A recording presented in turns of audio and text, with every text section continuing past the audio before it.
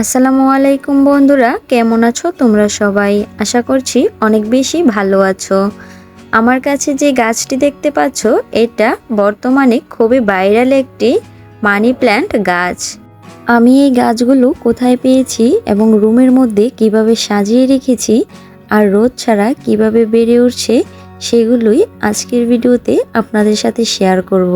যারা ইতিমধ্যে ভিডিও দেখা শুরু করেছেন অথচ এখনও একটি লাইক করেননি, তারা অবশ্যই একটি লাইক করে চ্যানেলটি সাবস্ক্রাইব করে নেবেন। এই গাছগুলো টাকার গাছ নামে অনেক পরিচিতি পেয়েছে। রাস্তার পাশ দিয়ে যখন হাঁটছিলাম হঠাৎ করে চোখ গেল এই গাছগুলোর উপর। এই গাছগুলো বন জঙ্গলে কিংবা ঝোপঝাড়ে অনেক দেখতে পাওয়া যায়। গাছটা চোখের সামনে পড়াতেই সাথে সাথে তুলে নিয়ে আসলাম রুমের মধ্যে সাজিয়ে রাখবো বলে। এই গাছগুলো দিয়ে খুব সুন্দরভাবে ঘরে ডেকোরেশন করা যায়, দেখতেও খুব সুন্দর লাগে এবং রোদ ছাড়া বেড়ে ওঠে।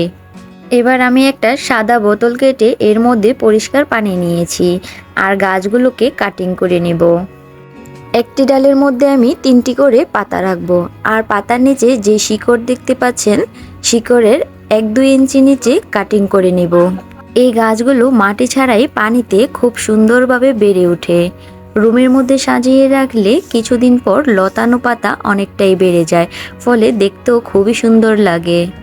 এইভাবে একটি ডালের মধ্যে 3-4টি পাতার মতন করে রেখে সবগুলো ডাল আমি কেটে নিয়েছি।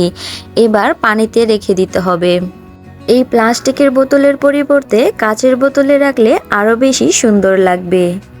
এবার পানির মধ্যে গাছের শিকড়গুলো ডুবিয়ে দিতে হবে এবং পাতাগুলো উপরের দিকে রাখতে হবে। পাতাসহ ডালগুলো পানিতে ডুবিয়ে রাখলে গাছগুলো নষ্ট হয়ে যাবে। আমি শুধু শিকড়গুলো পানিতে রাখছি এবং ডালগুলো উপরের দিকে রাখছি। সপ্তাহে 2-1 বার বোতলের পানিগুলো চেঞ্জ করে আবার নতুন করে পানি দিয়ে দিলেই হবে।